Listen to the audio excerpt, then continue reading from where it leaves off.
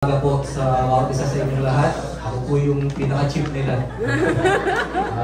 Kami po yung grupo ng Sunday School na Fathers na 25 below po. No? And yung title po ng aming live sing skit po, no? Yung Bantay ng Pananampalataya. Yan po yung magiging role po nila.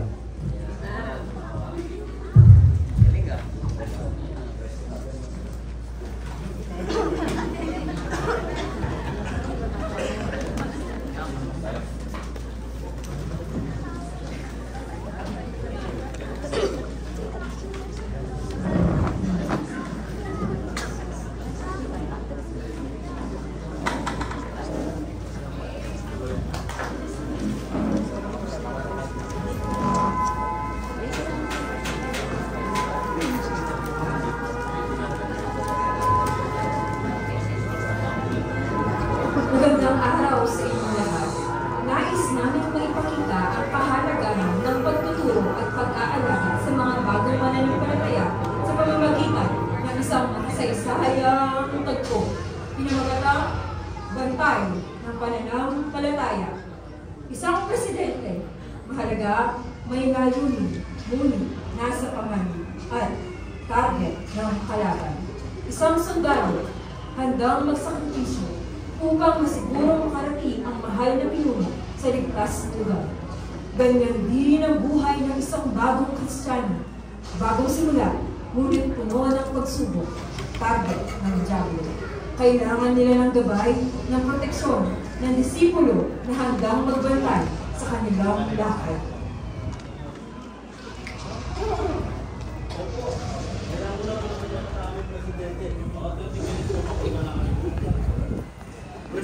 Presidente, napapaligiran na po tayo ng mga rebelde. Kailangan po natin lumipat dapat dito.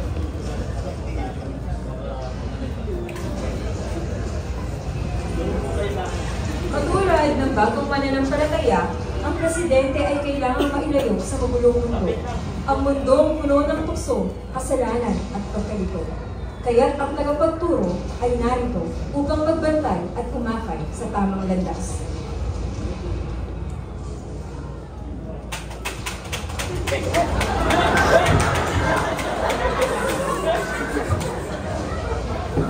Bakit lang po protektan kita, Presidente?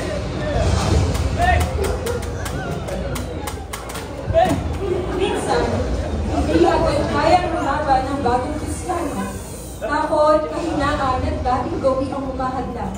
Kaya't ang discipler ay sasalubungan ng mga bala upang matutong lumakad ang alagay niya sa pananampalataya. Hindi siya panghihinaan ng loob dahil alam niya kasama na ito sa laban. Ayun naman! Bakit lang, Presidente?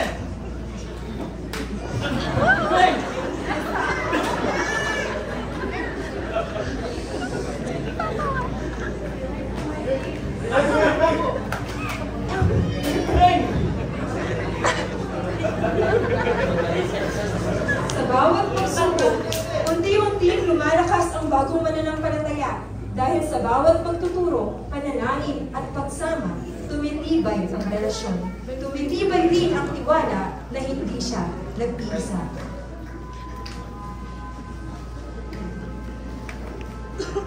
Presidente, kapit lang. Malapit na po tayo. Mabilis lang po kasi ang mga rebelde kaya kailangan na po natin makaalis dito. Sige, sige. Puprotektahan po kita. Alalay lang.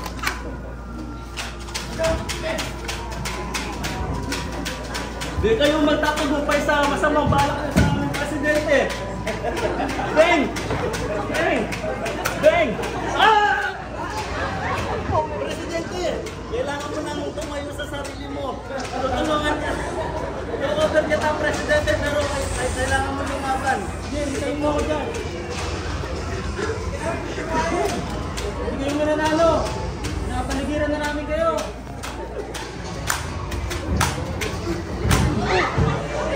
Isa na lang, Presidente. Ayaw mo yan.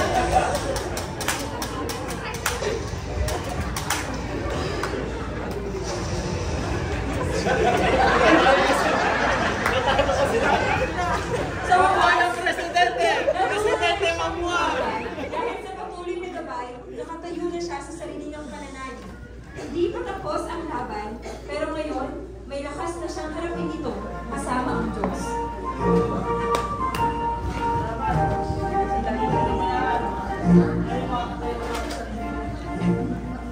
Walang anuman. Hindi lugar ko po po at nakaharap po.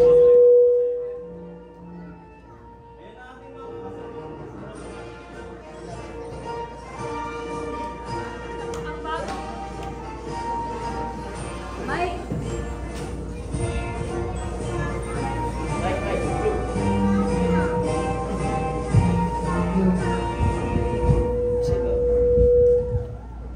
Ang bagong mananampalataya. Wala pa rin. Hello. Yan. Andyan.